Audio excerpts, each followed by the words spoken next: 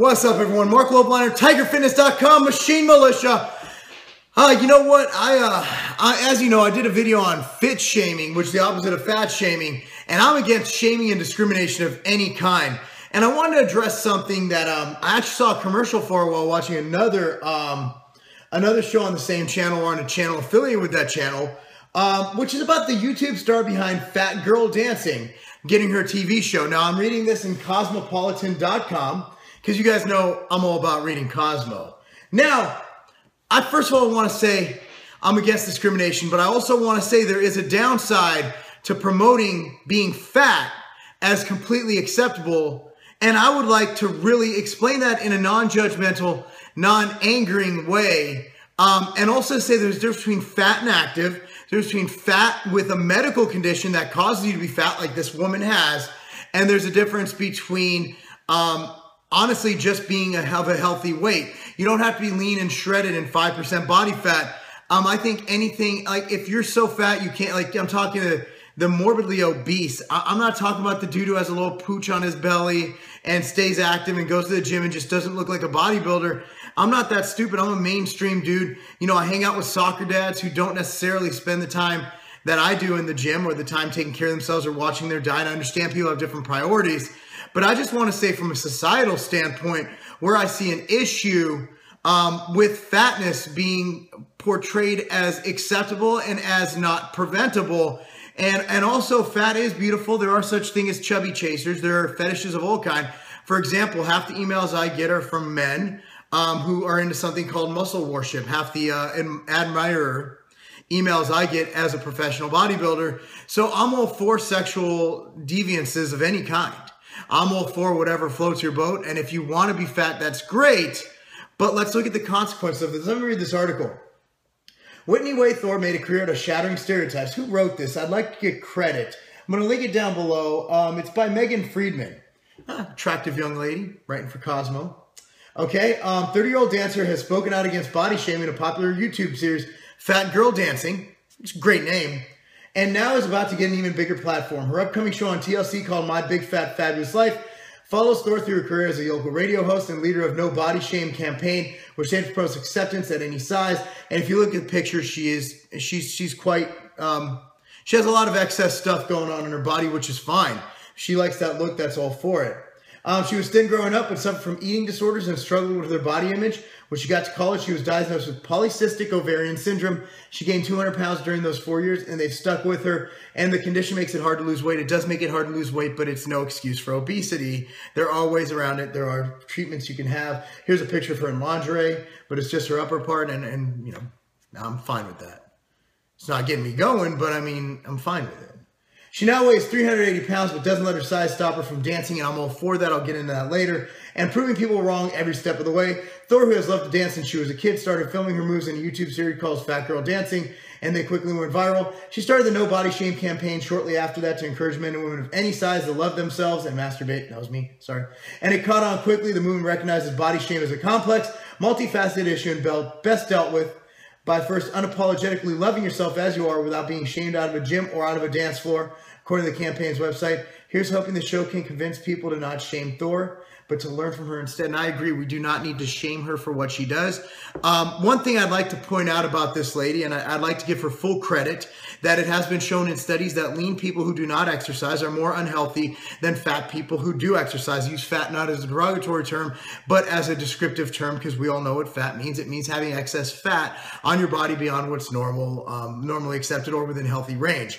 The one thing the NAAFP, the National Association for the Advancement of Fat People, yes, it does exist, and other organizations that promote fat as almost like a race. It offends me as someone who grew up in the inner city. It offends me as someone who has been around people who has been discriminated against, who is discriminated against daily on YouTube because of my Jewish heritage.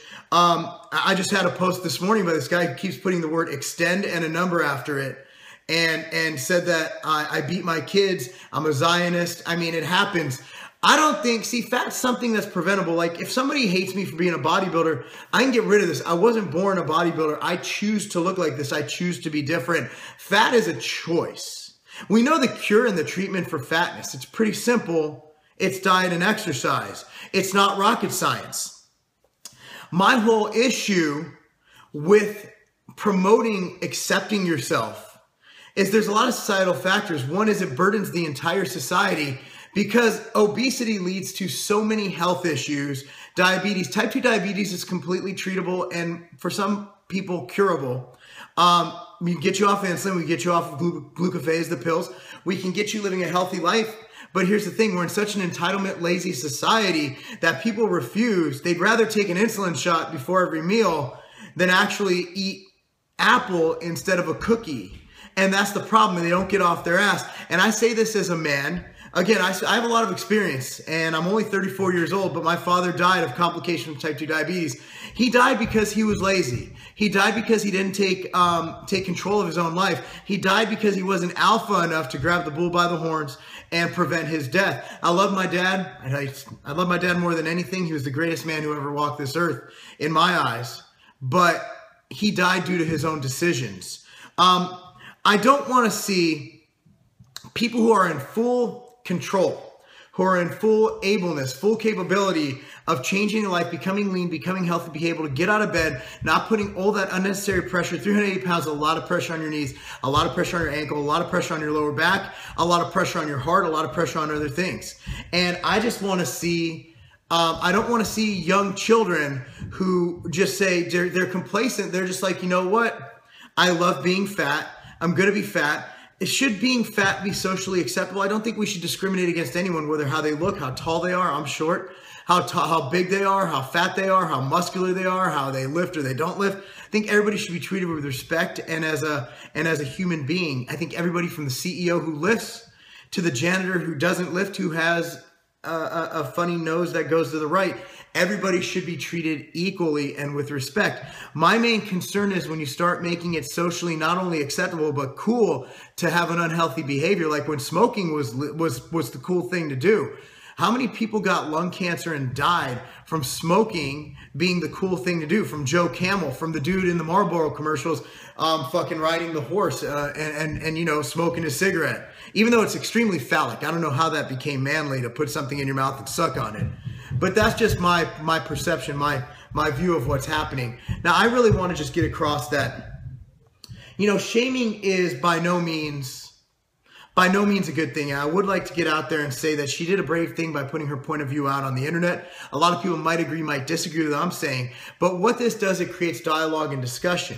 You know, while she might be helping 10 million people who are overweight and might have a genetic condition or a thyroid issue or something that can't be controlled through medicine, or maybe they just don't want to use modern medicine, she could be helping those people. Whereas this video that I made might have a parent who is overweight say, hey, maybe I'm not setting the best example for my children, and maybe I should focus on living a healthier lifestyle, putting healthier foods in my house, having my kid participate in exercise, and you might save their life, because type 2 diabetes kills. And I speak as someone who helped my wife's grandfather. You know, he died from issues that I have no doubt stem from type 2 diabetes. That disease will kill you, and it is a disease, and I hate to say this because I'm going to offend people. Type 1 diabetes is real, it's genetic. Type 2 diabetes, for the most part, is a disease of laziness, and it's a disease of complacency, and it's a disease of not being alpha enough to take the bull by the horns and save your own life. Type 2 diabetes, from my experience, and there could be many different experiences, are from people who just can't say no to unhealthy lifestyle, to no exercise, and to no diet. And I've never seen once a person with diabetes who changes their life and becomes healthy and exercises and eats the right food choices. I've never seen one person not reverse or treat dramatically their diabetes. I just want to make sure that you guys know that I know there's going to be a lot of comments. People who watch a minute of this video and it's because I'm muscular, I'm a bodybuilder, it's going to be the steroid thing. Well, if everyone took steroids like you, if everybody does this. Look, you can look back in my history. I was fat. When I played football, I weighed 295 pounds. It wasn't a genetic issue. I got fat on purpose to be better at football, and it did its job, and I got what I needed out of football. It was a choice I made, and I know it wasn't healthy. And then I moved forward, and you could look as I turned 19. This is all under 19. At 19, I became a model, you know, from like Men's Fitness, those types of magazines. And then I, you know, changed my life and I became a bodybuilder around my 25, 26 years old. And I'm not saying that my lifestyle is the healthiest. Bodybuilding's by no means healthy. I'm just talking about this as a third party observing guy who's objective and who's saying that, look, I admire this lady for getting out there, and I admire her for exercising. And I'm not quite sure with all the dancing how she's still fat. I really don't know what she's eating. But at the end of the day, she does have a genetic condition. She does have a disease that does prevent her from losing weight. I wish her the best, but I just want you to look at this and say, those are my opinions on, you know, what was she called? Well, I mean, you know, they're using the fat girl dancing. I like how she almost plays a joke on herself. You say fat to a lot of people, they get offended. Hell, I tell my clients you're too fat to do it, but they're not fat. Fat doesn't have to be, fat's a descriptive term. Over fat is an actual scientific term to describe somebody who has way too much fat and is beyond obese. So it is what it is, guys. Thank you for watching. Comment down below. It's one of those videos, it's an opinion piece. Might not get a lot of views, but I think it's something that we need to promote dialogue and discussion on in order to nip this in the bud and figure out, why is our nation too lazy to exercise and diet correctly? And what is the long-term ramifications of having a society that's leeching off what is now national health care and exhausting our resources just because you can't put the cookie down? So as Arnold Schwarzenegger said, what was that movie? Kindergarten Cop. Put the cookie down. Put the cookie down. Once again, Marc Lobliner, TigerFitness.com, the one site where you're more than just a number. We care about you, we care about your results, and we care about bringing topics like this up to help improve your life as well as everybody around you. Marc Lobliner, TigerFitness.com, because being more than just a number and watching fat chicks dance, that's not a game